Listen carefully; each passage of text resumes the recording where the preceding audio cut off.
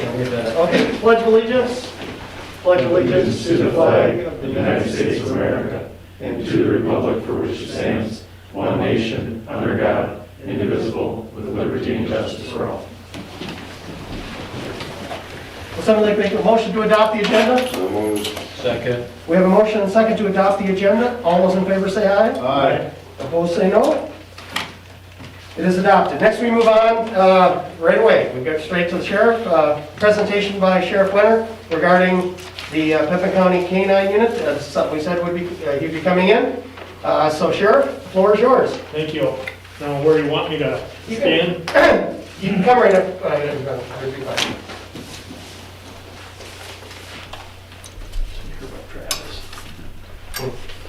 Okay, to take my mask Yep. off while I present here. If you would, we had some nice little rack cards made up, kind of to discuss about the K-9 program. So back in October, Darren Lonehagen, it was October before COVID, came to me and talked a little bit about the K-9 program and starting a K-9 program within Pepin County. At that time, Matt Racer and myself and Darren kind of put an internal committee together to start moving this forward, to find out what costs would be, to find out what type of dog we would want, what that dog would do for Pepin County. I reached out to other sheriffs that have canines within their sheriff's offices, reached out to other chiefs of police around the area that have canines working for their departments. We felt that it was best suited to get a dog that would be not only a drug detection dog, but a police dog that would be working as a patrol dog, would be bite certified, and also in search and rescue. Within about the last 5 years, we've had 4 cases where we could have used a dog, or we have used a dog to find a lost hunter or a lost child. So that dog will be certified for tracking and help in search and rescue. Matt put together a list of the costs for the dog that you see on that rack card. We went around to businesses, we put it out on our Facebook page, and I'm totally blown away by the community support and the business support and organizations within Pepin County that have come forward and donated to this program. I believe we kicked off fundraising December, Matt? About December, and to date we're just under $40,000 that we've raised in private donations. We had someone came to us shortly after we kicked it off, and they donated the money for the dog and the training. That's what they wanted to do. We have another donor that's significant. We don't have the money yet. Not 100% sure how much that person's going to donate, but that donation won't come in until after July, but that again is a significant donation. We were approached by Superintendent Doverspike at the school to present to the school board. In last week's paper, you may have seen that the school board and the Durand, Arkansas School District has committed a $5,000 one-time donation and then $500 recurring each year towards the K-9 program.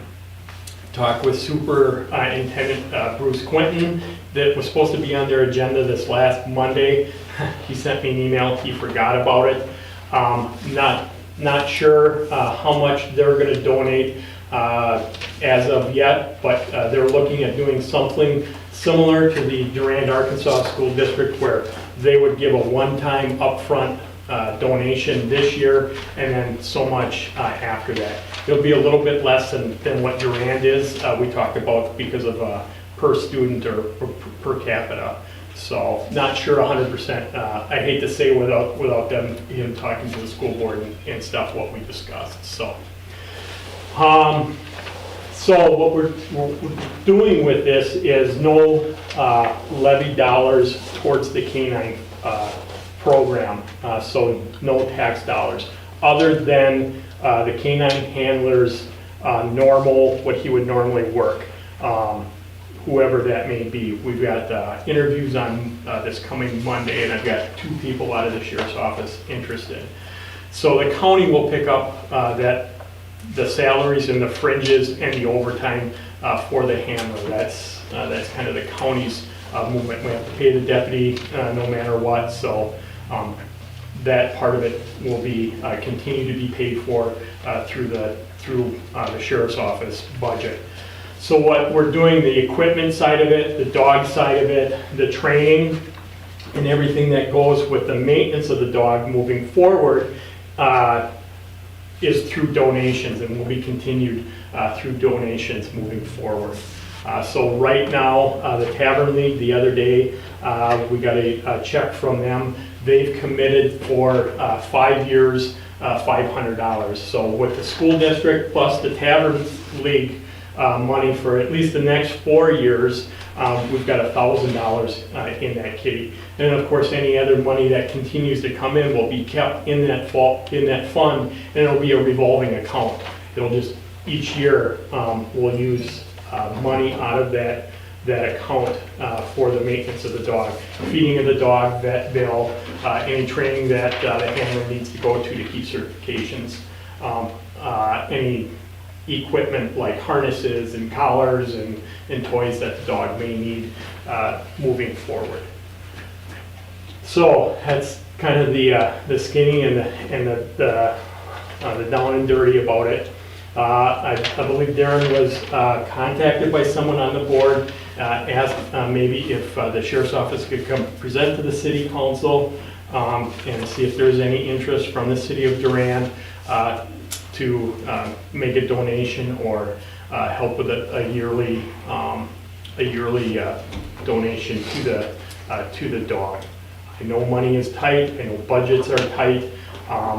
Either way, whatever happens, the relationship that the sheriff's office has with the Durand Police Department will continue. If the city police department asks for the dog, for whatever search and rescue, building search, a sniff on a car, whatever it may be, that will continue. I don't want that, a rumor out there that because the city council said they're not going to help with the dog, that we wouldn't do that. That relationship would continue. So I just want to be upfront and transparent about that. So any questions? Just a quick update for the council. So the blue sheet you have in front of you is, so Mayor and I met and the council president a couple of weeks back and just came up with some questions that we submitted to Sheriff Pointer, and he was good enough to get back to us with these answers. So that's what's in front of you on the blue sheets. And since we actually don't have an agenda item, what we're going to do is if anybody does have any questions for the sheriff about the presentation, we'll be able to take those. As far as an actual item, we would put on a later meeting, probably in May after we had the opportunity to look at everything and do that. A couple questions for you. Is there a certain point, what is the tipping point that all of a sudden you get to a certain dollar amount that this is a go? We're at it right now. The chief deputy and I have talked this week. After interviews on Monday, when a handler is picked, we will call the company that we are going to send the handler to for the training and get slotted. I think it's August or September is the time slot that we'll send that handler. So the handler, myself, and the chief deputy will travel over on the eastern part of the state. This company wants to meet with the handler, kind of interview the handler, get a feel for us as an office to match the handler and the sheriff's office up with the best type dog that they have over there. So once that's done, they'll pick that dog out for us, and then so we're at that point. So then how long before the dog's in service? So it's a 5-week training, so if you're talking August, and then there's probably some certification that will need to go, so by the end of the year. So as long as we can get a squad car upfitted with the proper equipment for the dog and stuff, And I know that was one question about the difference in pricing for a normal squad car. I know Mr. Rasmussen had sent me an email about it. So normally, depending on what type of squad you get, this year we went with a Dodge Ram pickup truck. It was lower cost this year than, I think that was like around 29 or almost 30,000 for the pickup truck. Whereas if we go a Durango, we'll go with an SUV for the dog just because of the room and stuff in the back for it and the extra equipment in the rear cargo area. Those, I believe, are around $36,000. So you're talking almost $10,000 right there, difference in price. Then there's equipment for the dog. The dogs they have a high drive. They get bored easy, so you can't just stick them in the back of a regular squad car with a seat and a headliner and stuff indoors. All that stuff has to be taken out, because if it's not, they'll destroy that. They'll destroy the headliners, they'll destroy the seats, they'll destroy the door handles, and they'll chew and claw on anything. If any of you guys have dogs and they get bored, you know, well, now take a dog that with a high drive that's trained to drive and to please the handler. So all that equipment is removed, and they put a special dog insert in there that covers all that stuff and is safe for the dog in the event that, you know, when they're cornering and stuff and going at high speeds and stuff. And that equipment is like $3,500 alone, versus where a regular cage and would cost maybe $800 to $1,200 depending. With some of our cars, we can transfer cages. We buy a $400 transfer kit and we're able to transfer. With this, of course, you can't. Sometimes they're specific to that make and model squad car, and sometimes they're only good for a couple of years. And then you need some temperature monitoring stuff. So in the event that the car would overheat or something happens with the air conditioner, there's an alarm that goes off, and they pop the rear door so the dog can get out and get fresh air and doesn't die of exhaustion in the back. Just a safety monitoring thing. And the door lock and the temp locks, that's another $1,400 that we normally wouldn't put in a regular car.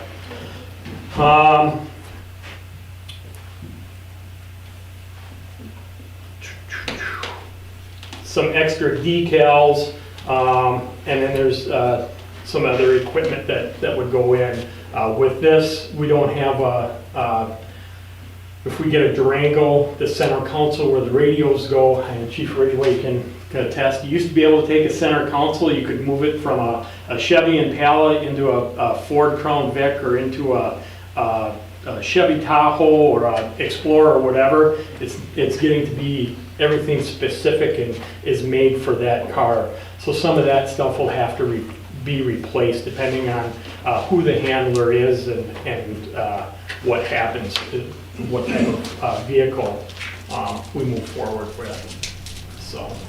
Yeah, thank you. I think it's spelled out very well on here. Yeah. It was just up to the 46,000 that was noted on the sheet. So thank you. I didn't want to get too. Yeah. I knew I was bringing these cards too. Yeah. So. I've got two more questions, and I'll turn it over to anybody else on the council.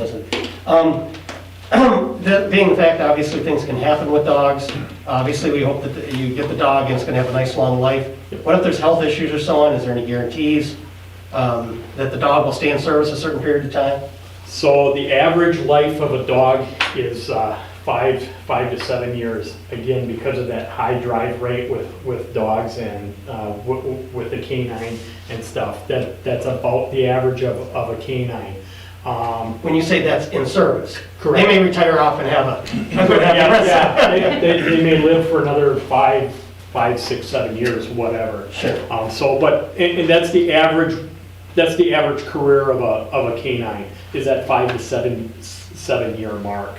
So, as far as guarantees, I believe they're this company X-rays everything. They do their health checks. These dogs are brought from overseas.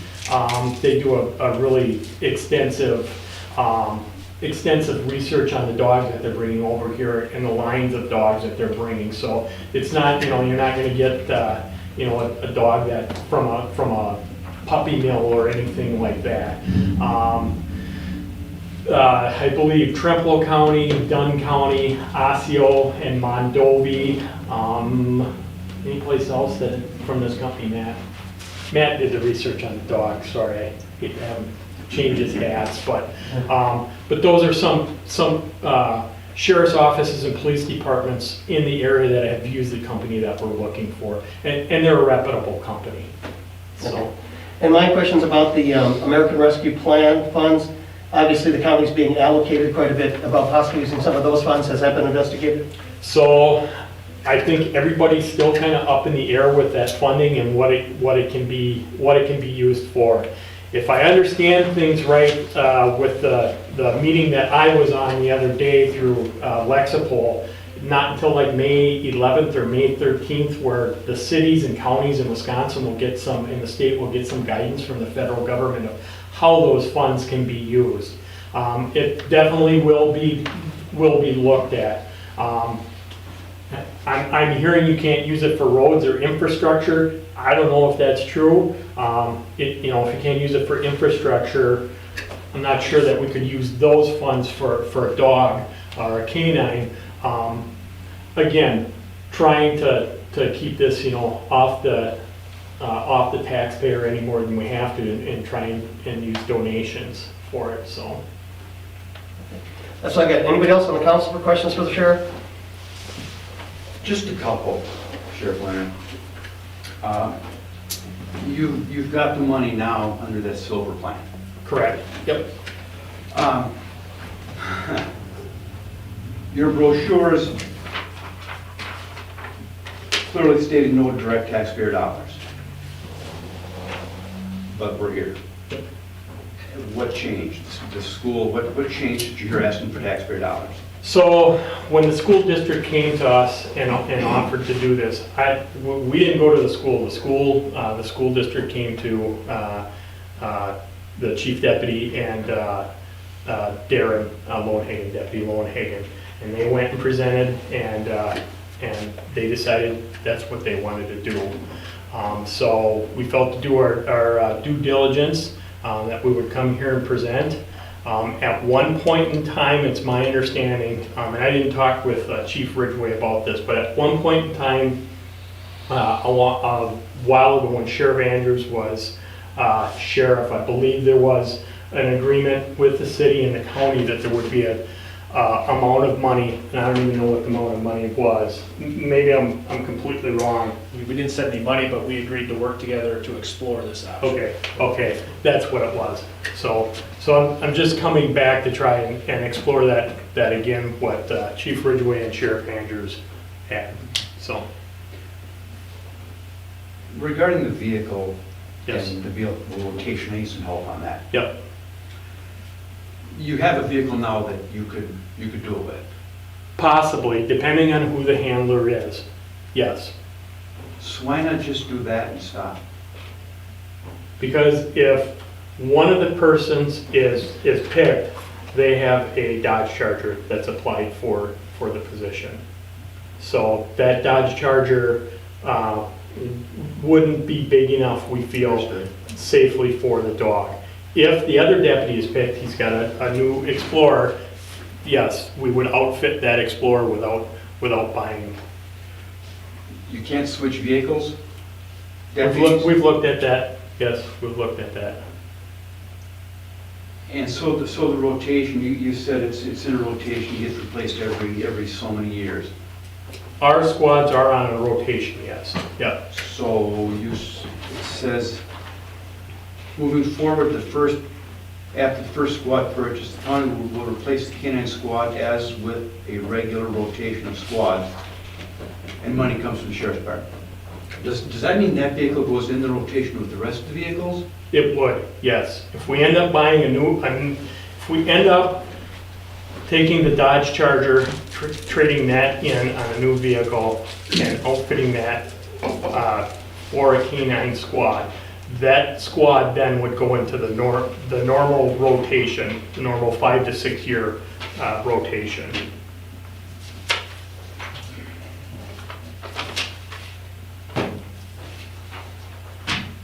You took delivery of a new SUV this year? Last October or November. sometime So there. bearing that in mind, couldn't that car be used for that? And couldn't that be the new purchase? And that person kept his old car? It's a possibility, yes. He couldn't have kept his old car though. No, his Old old, car. yeah. So, So that's in the regular rotation. What I'm trying to get at is knowing what's going on, why didn't you make that decision now? But did the county say you gotta raise the 46 grand for the car too? Was that No. part of it? no, that was our decision. So, And I think part of it too is, we figured it would take us a year, maybe 2, to raise this money. And so now here we are in essentially 6 months, so. yeah. Thank you. Yep. Any of the council members with questions? I'm excited to have a dog. So what we'll do is then, anybody else on the council, if there's, as far as getting this on a future agenda, whether we send it to committee or whatever, any other questions, Sheriff, we'll get a hold of you. Yes, And please do. we'll have Scott get a hold of you. Yep. And to do that, but thank you for the presentation. Thank you for your Thank you. time, I appreciate it. Thank you, everyone. Okay, next we move on to public comments. If there's anybody in the public that would like to comment on any subject, including anything on the agenda, now is your opportunity. Please identify yourself for the record.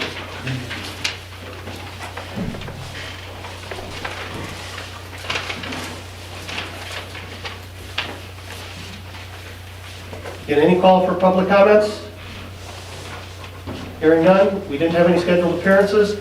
We now move on to the consent agenda. The following matters may be acted upon by the city council utilizing a single vote. Individual items which any member wishes to address in greater detail as a separate item on the regular agenda may be removed from the consent agenda upon the request of any council member. We have the minutes from the regular city council meeting from April 14th, 2021. Bartender's license for Trevor J. Radel for the Cobblestone Inn and Suites. Everything is fine. Would somebody like to make a motion concerning the consent agenda? Make a motion to approve the consent agenda. Second. We have a motion and a second to approve the consent agenda. All those in favor say aye. Aye. Those opposed say no. It is approved. Next, we move on to a public hearing. The purpose of this public hearing is for rezoning of parcel 21600 3450000. The former Ocala Gallery, Ocala Gallery at 502 2nd Avenue East. We're going from general business, which is under 2B, to residential R1. At this point here, I open up the floor, open up the public hearing. If anybody would like to speak on this subject, this public hearing, please feel free to do so. And also, please identify yourself for the record.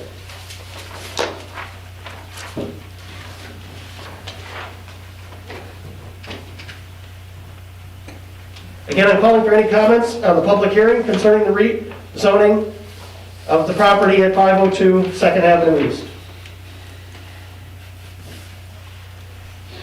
Hearing none, I hereby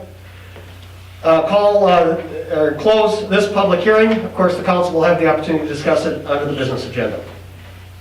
And speaking of the business agenda, we'll start out with the mayor's report. First of all, I'd like to say that we have completed our yearly board of review. I'd like to thank council members Schneider, Hooker, and Hartung for serving on that, along with Administrator Rasmussen and Clerk Morgan. We were here, no one showed up. Anybody who had issues, of course, with their assessments dealt with our assessing company prior to, but we did obviously meet our statutory requirement and had our board of review earlier today. And again, as I said, we had nobody come in. Last night, Administrator Rasmussen and myself attended the rural fire meeting.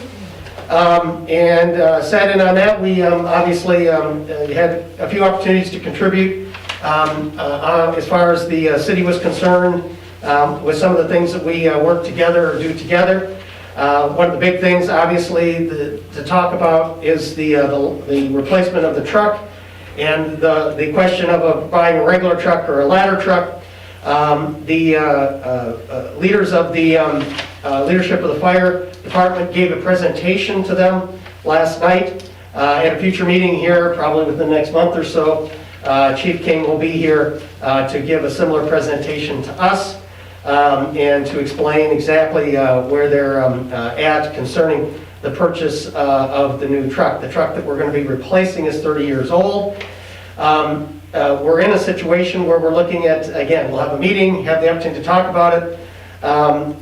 We're probably looking at making a decision by the end of the year so that the purchase would take place in January as far as where we're going to move. But again, plenty of time, but we expect the chief to be here. We'll schedule him specifically for a presentation about the purchase of a new fire truck.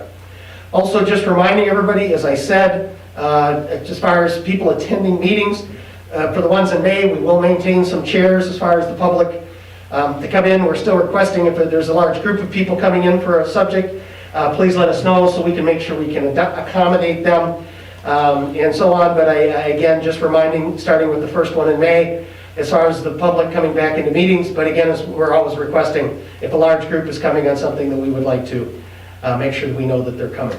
That's all I've got. Is there any questions? Hearing none. Nothing under number 2. We move on to a proclamation for professional municipal clerks. Wow. It was the pizza we had in between meetings. I don't know. Clerks Week from May 2nd to May 8th, 2021. Everybody received a copy of that this evening. This was given to me by our clerk, Angie Morgan. And again, if you had a chance to look through it, it's basically just honoring the fine clerks that have worked very hard through the pandemic and did all the public responsibilities, elections and everything that they've been required. And obviously this goes along with the week to recognize them coming up here the first week in May. Are there any questions concerning this proclamation? Would somebody like to make a motion to affirm the proclamation by the mayor? I'll make a motion to affirm the proclamation by the mayor. Sorry. We have a motion and second. Is there any more discussion? Hearing none. All those in favor say aye. Aye. Opposed say no. Motion's agreed to. Next we have the administrator's report. Administrator Rasmussen. I just have a couple items, and mostly about future meetings. Mayor touched base on our discussion at the Rose Fire last night, and maybe we touch on that a little bit more on the fire department report as well. But just kind of looking ahead, I know we have some things to mop up at the Finance Committee, Personnel Committee, prior to the next meeting. So at this point, I guess I would ask you to look at your calendars, and hopefully we can meet right before the meeting of May 12th to get some of those mopped up. And nothing that affects anyone here, but we do have, Zoning Board of Appeals doesn't meet very often, but I did get a request for a neighbor of, Member Hartung's area regarding his shed issue. So that will be discussed at that meeting, and that'll be, whatever recommendation comes out of that will come before the full council, again, probably on the 12th as well. Otherwise, I'm sure I'll have some other things to chime in on later, but that's all I have from the administrative side of things. Any questions for the city administrator? So if we're going to go for May the 12th, May the 12th. then we would do it like a 5 o'clock finance meeting, or? Yeah. I think that would- I The think chair, that'd be the enough. chair isn't, that committee isn't here this evening, but why don't we pencil it in and get that all squared away?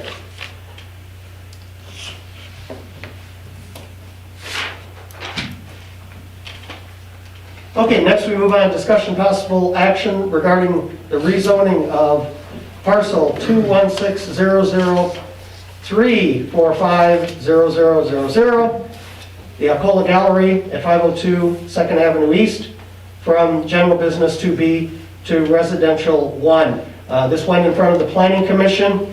Administrator Rasmussen, do you want to report the results from the Planning Commission? Yes, yes, I would. The Planning Commission unanimously approved this. You all got my memo. I do want to note a clarification that was a major kind of a snafu on my behalf. One of the Planning Commission members, if you get to that last line, they say, this request, it requires to be acted on by the Planning Commission and the public hearing council level, which we have. I'm not sure what I was thinking when I wrote that it didn't, especially when I'm writing it to the members talking about a meeting. But we got that quickly cleared up at the Planning Commission meeting. There was very limited discussion. Again, as I noted below there, this property was previously residential. It was changed to business only for the Alcola Gallery. Nothing has been changed on the inside of the building. So I mean, the bathrooms, kitchens are all there for someone to basically just move in under residential. And that's what the point is right now. They have a buyer that's looking to close at the end of this week. And so hence the request by Ms. Alcola to rezone this. And again, Planning Commission recommended it unanimously. Were they required to get the zoning change? Yes. Lender? Well, from the standpoint of, so in my understanding, I talked to the realtor and the new owners as well, and their lending was contingent on buying a residence. I figured. Yes, not a business. Yeah. So that's hence the kind of the rationale for why Ms. Cola wanted this change, because she wasn't getting very far, frankly, on selling it as a business. And one of the things about it is with so few houses available, and obviously I think she originally tried to sell it as a gallery, obviously was not able to find a buyer. But obviously there's a lot of people looking for houses out there, so. Yeah. Any more questions concerning this rezoning action?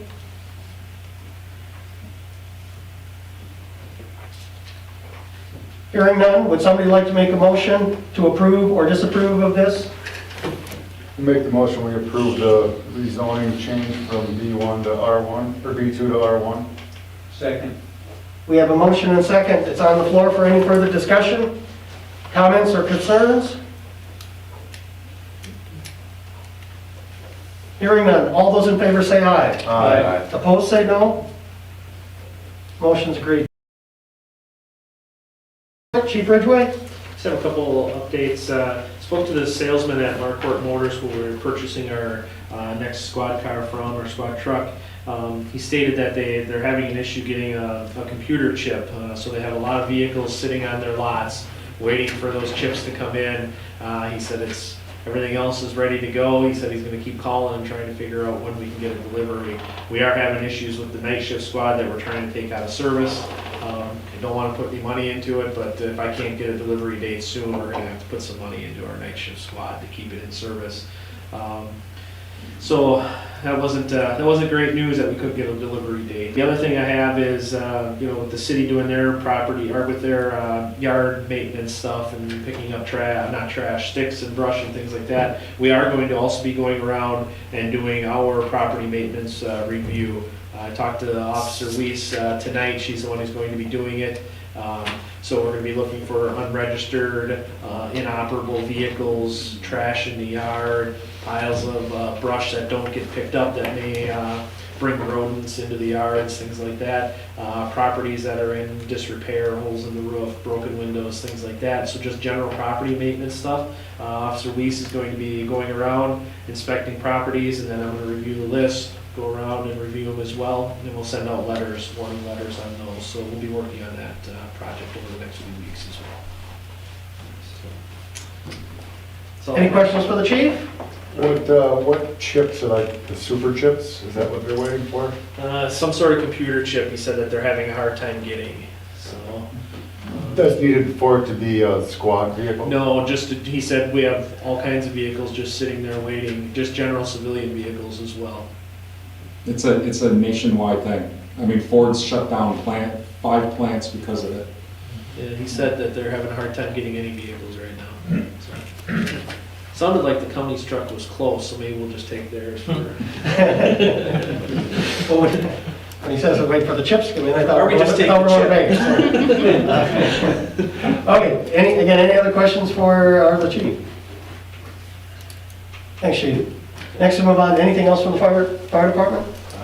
No, just one thing that did come out of the meeting last night that was discussed at rural is something that we're going to have to address. We preliminarily talked about the a change in salaries for fire officers based on some various duties that the rural did approve that last night to be effective for July 1st. So that'll be something for, I would think, we'd start that at a future public safety meeting and or finance for discussion. But, just a reminder of what is exactly what Mr. Hartung at rural was mentioning, that they would like to implement that July 1. I think as we talked about at the time, there really is no effect on our budget for that, because frankly, they're going to be paying more for the chief's salary that would offset anything that the city would pay for officer salary for this budget year. So. And that's, those are wages that we split the cost. Correct. Yeah. Yeah, 50-50. Any questions on the fire department? Anything new from ambulance? No updates from ambulance. Public works and utilities? Engineers report, Russ? Yes, good evening. Update on your summer construction project. I handed out to you tonight a letter that we sent out to all the residents on the summer construction project, 3rd Avenue East, East Laneville Ave and Dryer Street. It's a nice 3-page letter that explains the project timeline for each one that we received from the contractor, about temporary water shutoffs, vehicular access, garbage, mail, blinkers, dog fences, tree removal replacement, construction staking, and closing thoughts. And then we included a nice colored map of the 2 projects, shows which contractor is responsible for which project. So, and then we also sent out this week to the residents, we coordinated with the post office. The contractor will be installing temporary banks of mailboxes at different intersections. And that letter and that map explains in color for everyone and shows which area they're in and where their bank of mailboxes will be during construction. So the post office will be delivering mail to those mailboxes. Obviously, they'll all have the addresses on those mailboxes that match the residents' addresses, so that's where they'll need to pick up their mail during construction. As in the past, garbage, we're able to work with the contractor on garbage pickup day, and garbage trucks have been able to get through and pick up garbage like they usually do through the construction site. So. If you've been by the site, you probably have seen construction signs are up on Highway 25, barricades are up for local traffic. A1's clearing contractor is out today, this week, clearing trees, so they're taking down a lot of the big trees, so it looks quite different already with some of the trees gone. Conflicts with curb and some of the utilities. Skid steer guy, also known as SSG, he had a window of opportunity this week, waiting for some permits on another project, so he mobilized this week, and he's this week going to be installing the water main loop from the terminus of Dryer Street that goes over to the city property, connects to some existing mains for that water main loop area. So he's currently out, and his subcontractors will be clearing trees also that are in conflict on Dryer and Laneville this week. A1 this week will also start removing asphalt pavement. So residents will still have the crushed aggregate to drive on, but they'll be removing the pavement. And then they'll be starting sanitary sewer on Wednesday next week, starting at Montgomery, on 3rd Ave East on Montgomery, going up the hill to off, and then to Dryer, Laneville area. So be a lot of activity.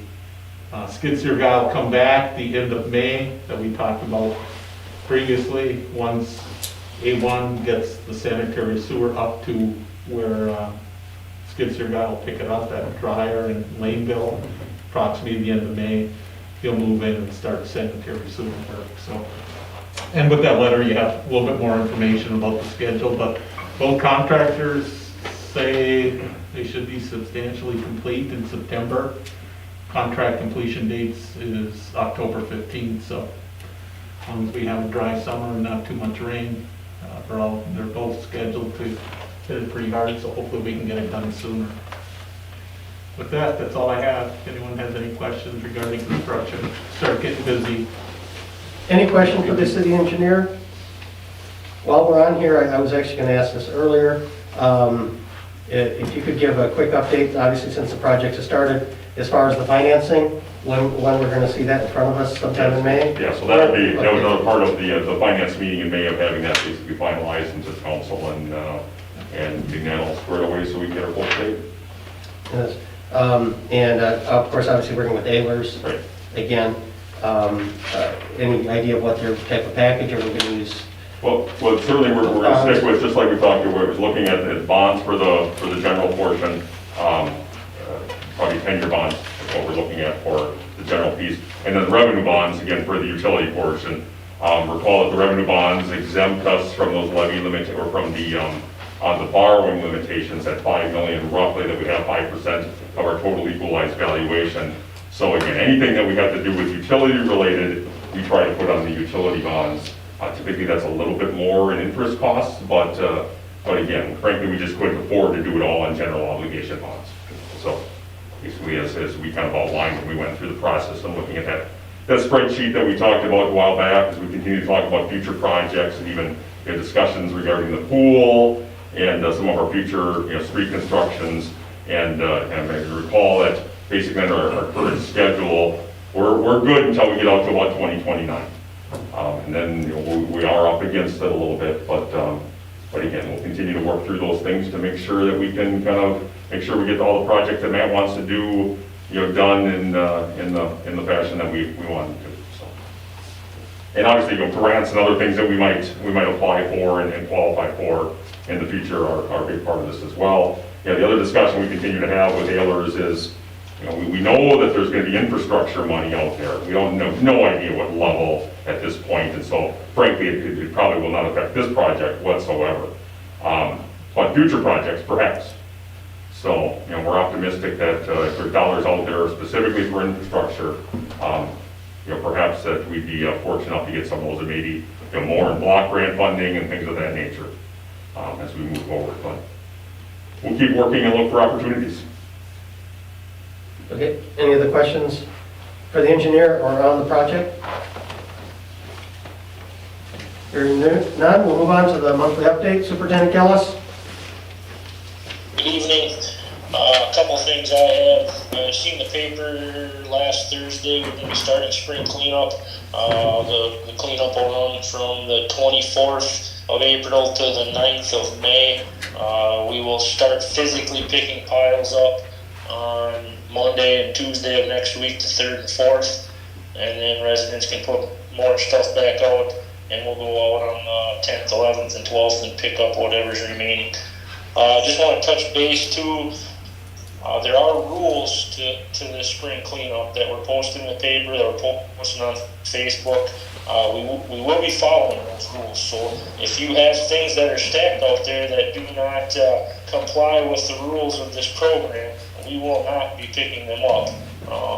You will either have to make it comply with the rules for us to pick it up, or you're going to have to haul it away yourself. And then after the 12th, it will be littering of the right of way.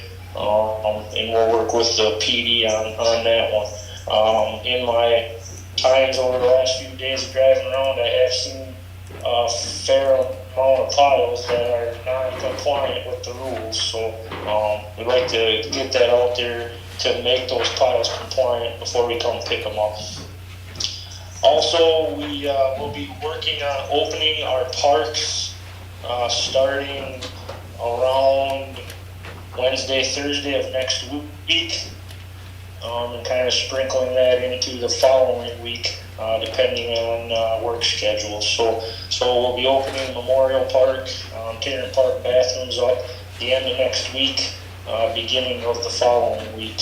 We'll be also getting trash cans out and pretty much start our summer park season. Other than that, those are the only two things I have, other than what's listed on the agenda, unless you have any questions for me.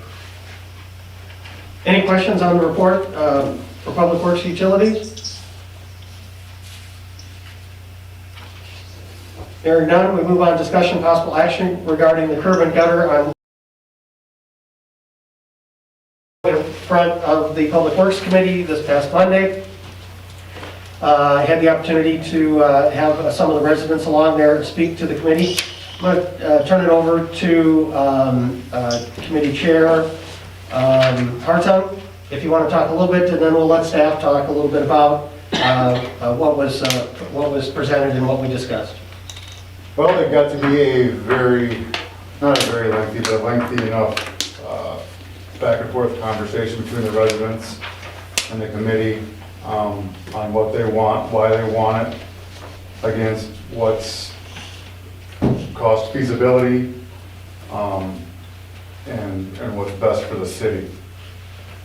We were waiting on some possible information from Matt, which I don't believe we got. We got a little bit of an update late this afternoon. I can dive into that when you're done. Well, why don't you just go right now so we know what that information is? Has on the desk today, basically is curve outline. So the top, what was represented here, and I think Russ, Kevin in your office prepared this, is that right? Yes. Yeah. So basically the top is the curve the curb and gutter as the city had proposed. The middle section was brought in by one of the residents, Mr. Tron, the other night asking if basically looking for a little bit more of a drive over curb. And so what we asked Matt and Russ to contact the contractor that does this to see if they could even feasibly do this. So they have I'm not sure what the word is, a chute or some sort of template for doing this. And then the bottom one, what the bottom one is attempting to show is basically what we're proposing superimposed over the top of. And I think what you're kind of showing there a little bit is it's really not all that different. Scott, excuse me, is this overlay is this one, the top one or the bottom? Well, it's basically, so the bottom one is the one represented by Mr. Tron, and see it's the same stuff. But then this superimposed on top, so you can see the difference in the curve.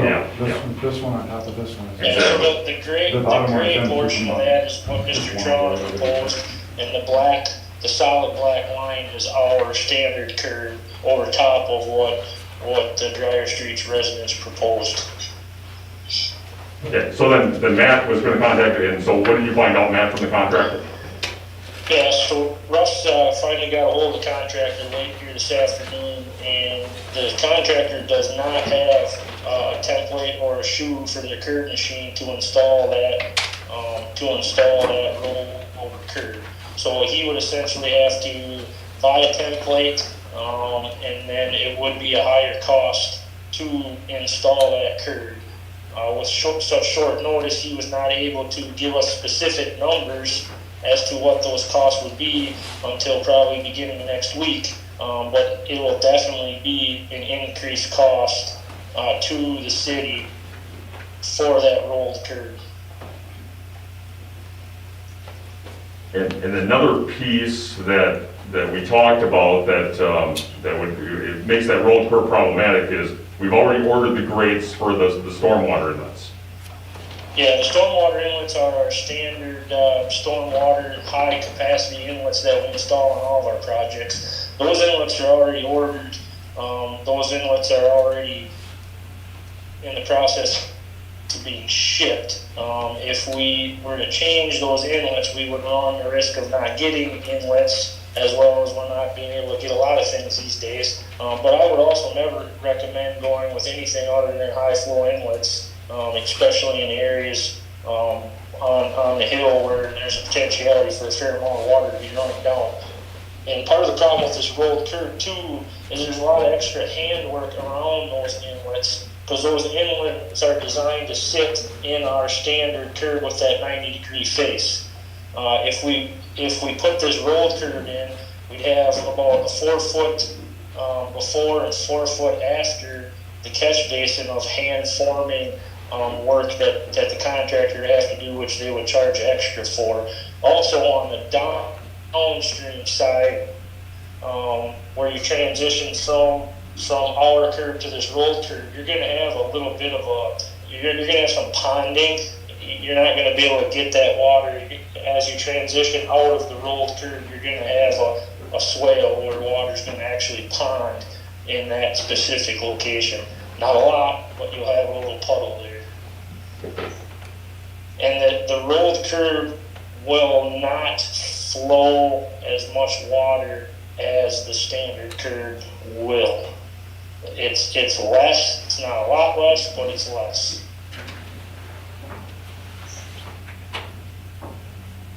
So that was basically the information we were kind of waiting for, you to see if it was an option, and it doesn't sound like it is.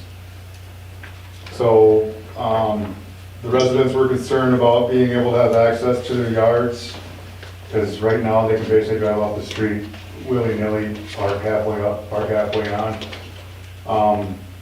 Streets widening by 6 to 8 feet. Yeah, 24 feet to Streets going from 32. 24 to 32. So there's an extra 8 feet. Well, if, I don't know, Scott, you got that picture? Which You one? know, you park a car, Oh, yeah. the one where you're parking cars, half on your grass, half on the street. Average car width is 8 feet. So take half that car, it's 4. Well, you're getting an extra 8 feet on the street, a car should fit without even have to being on the grass, and you're not really losing any street. And then as far as Ms. Ferguson and her unique situation with retaining walls along the side of her driveway, we discussed an option or two there as well. One of them would be just giving her, I guess she would have to apply for that extra driveway opening on the upper part of her yard, or whichever inaccessible, to be able to get either a boat or the mower, whatever you need to get up on there. But just cutting in an extra driveway opening on her property for access to her yard. And then the other people were Mr. Tron, Mr. Wolf, whoever else was here, talked about equipment and trailers and stuff. Being able to pull them into their yards and get to their sheds. And I guess my take on it is, I drive over curbs all the time. If I need to get into my yard, it's not hard to pull even a passenger car up on, you probably can't drive off the road as fast, but you can still, and pretty much, and if you look at this, with the really no difference in elevations, if you're gonna bottom out on a curb, you're gonna bottom out on a curb, whether it's our barrier curb or the roll. Your wheels are gonna be up on your grass, and your back wheels are still gonna be on the street. The height is basically the same, you're still gonna bottom out. So, I don't know if there's really anything else. Like I said, we waited on some information, so we didn't really have a recommendation. Yeah, there wasn't a specific recommendation on that. There is something else that will come in front of the council when we have it on the agenda, was the city ordinance code concerning the width of driveways is 18 feet. A number of driveways, not only on Dryer Street, but the rest of the way up Laneville, there's a number of them that do not meet that. But the one thing about it is, if you've always had a driveway, there is a recommendation that was brought forth by that committee, sitting there saying, it's already been designed, you get exactly what you got right now, we'll grandfather all those in. And again, that was a recommendation that will come forward for the full council for consideration. But the idea was that if the discussion comes up, why somebody got a little bit low, why one, well, that's what they've always had, we're grandfathering all of them in. And officially going on the record, and that will be something, that is one specific recommendation that did come up from the committee. So Matt, what's your recommendation, what's best for the city here in meeting our obligations regarding water drainage and things like that? Go ahead. My recommendation is we stick with our standard barrier curb. We get the water flow that the city needs to have. We get all that's the best recommendation for water flow. Snow plowing, and then I'm at a loss for words here. This normally never happens. Consistency with everywhere else in the city. I've seen Consistency people throughout put the city. 2x4s. We also want to try to keep our city as consistent as we can when it comes to our spec.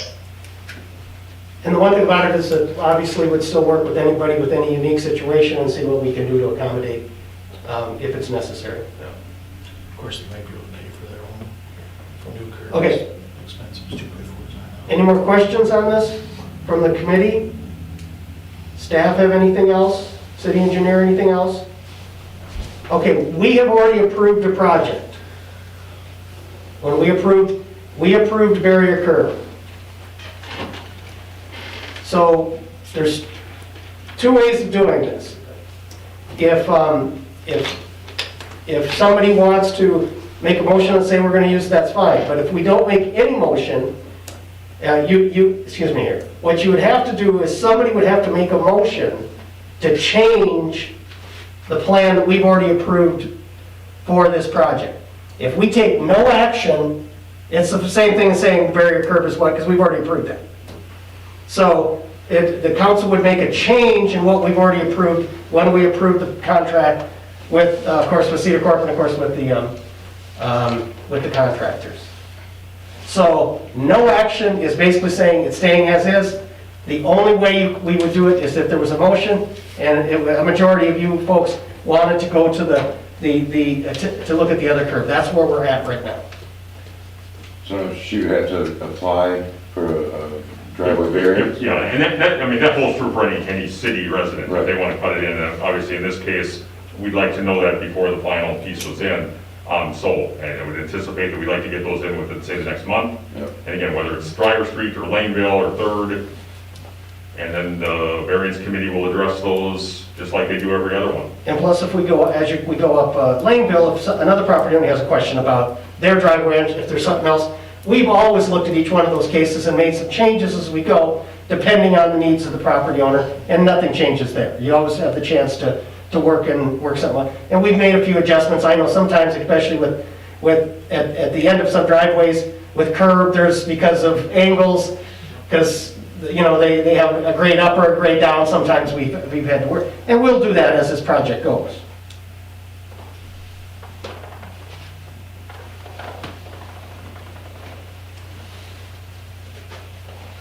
Okay, is there any more discussion? If not, would somebody like to make a motion that we make a change in the project we've already approved for a change in the curbs on Driver Street?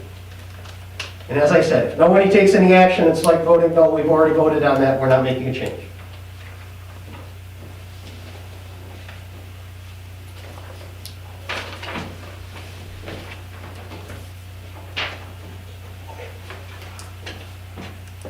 Okay, hearing that no council member wants to make a motion on that, we'll move on to the next agenda item, which is the swimming pool update.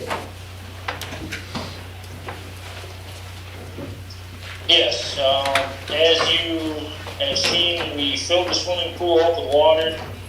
We were able to run our circulation pump for about 3-4 hours yesterday, and then ran it for a full 8 hours today.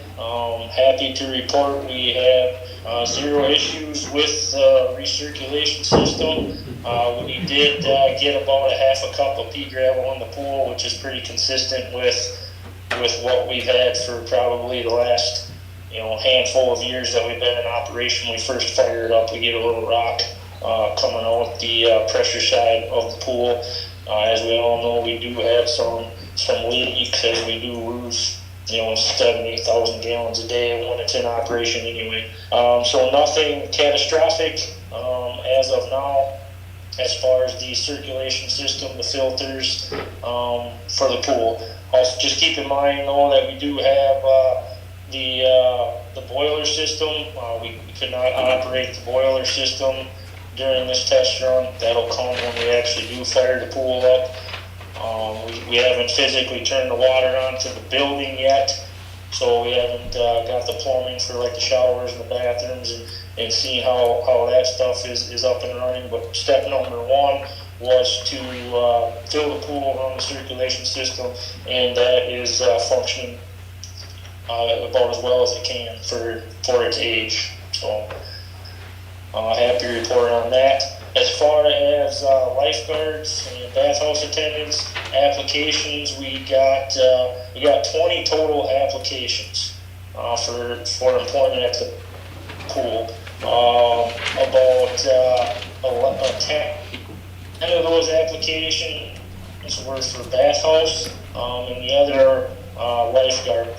Of the 10 bathhouse, we only hired 3 of those. We have reached out to a couple of those candidates and offered them those positions.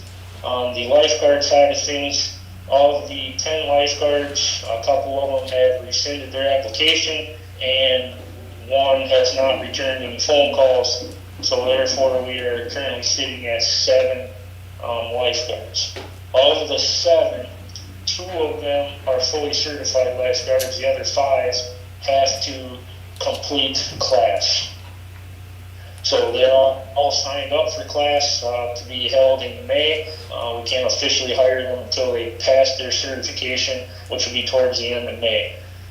We'd like to get up to that 9 lifeguards, so we are working through some of the other bathhouse applications for people that may meet the age requirement and asking them if they want to get certified as lifeguards as well, so we can get up to that roughly 9 lifeguards on staff to get a good rotation, a good work rotation.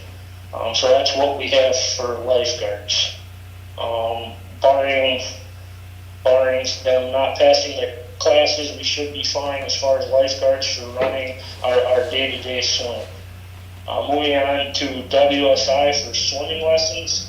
Therein kind of lies our issue right now. Only 2 of the applicants have WSI certification. We did get another one in late last week for another WSI only that this person would be able to teach WSI evening only classes.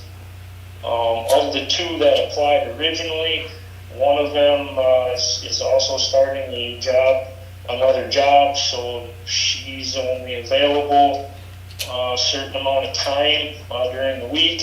So we're really struggling as far as swimming lessons right now. It's really up in the air at this point as to what I can do for swimming lessons. We're definitely not going to be able to offer the full barrage of swimming lessons that we've offered in the past, but we are working through a scenario where we could offer some minor lessons at different times. Say level 1 for this hour, level 2 only for this hour, versus the standard we'd offer levels 1, 3, 4, and 5 every hour for 4 hours morning and night. We won't be able to meet those requirements. So we're still kind of working through the WSI portion of that. Just for everybody's information, again, to kind of clarify, lifeguarding and WSI are 2 separate deals. WSI is instructor. Lifeguarding is just standard lifeguard for open swim. So they're 2 separate certifications and 2 separate certificates. Also, they're 2 separate ages. A lifeguard can take a lifeguard class at 15. The WSI class cannot be taken until 16. And unfortunately, of the 5 that are going through classes, all but 1 are only 15. So it's not like we could get these kids lifeguarding and then in June get them WSI and have classes in July either. They're all 15, so they're not eligible to take the WSI class until next year. So we're still working through swim lessons. We're just not for sure as of this date what we're actually going to be able to offer. Will we have additional,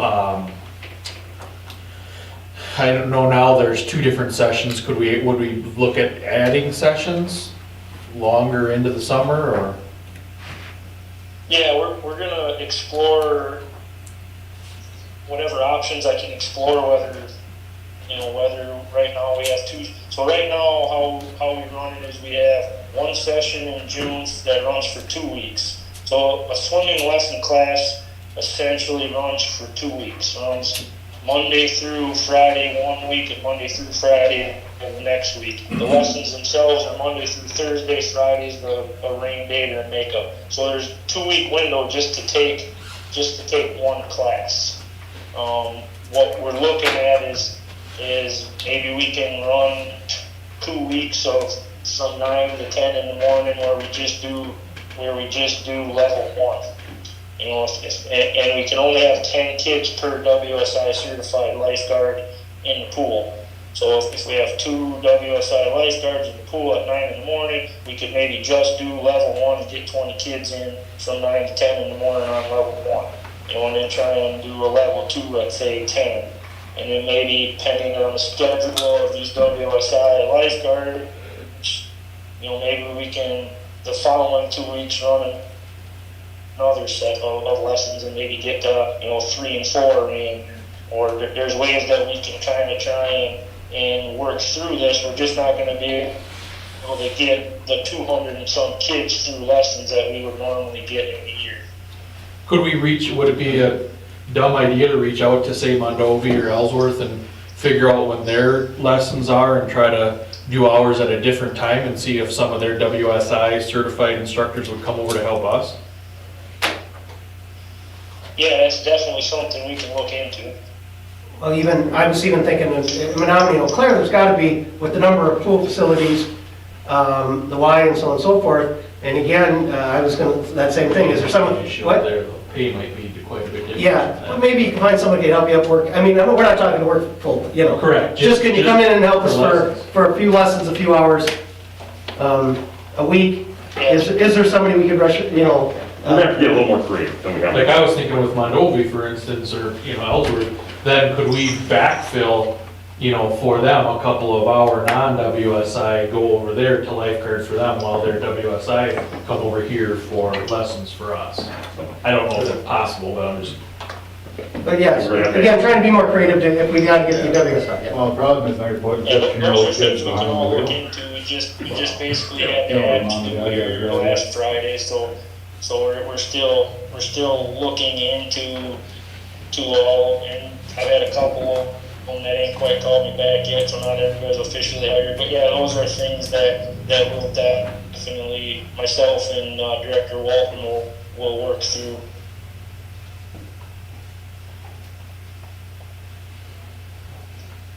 Okay, any other questions on the swimming pool update?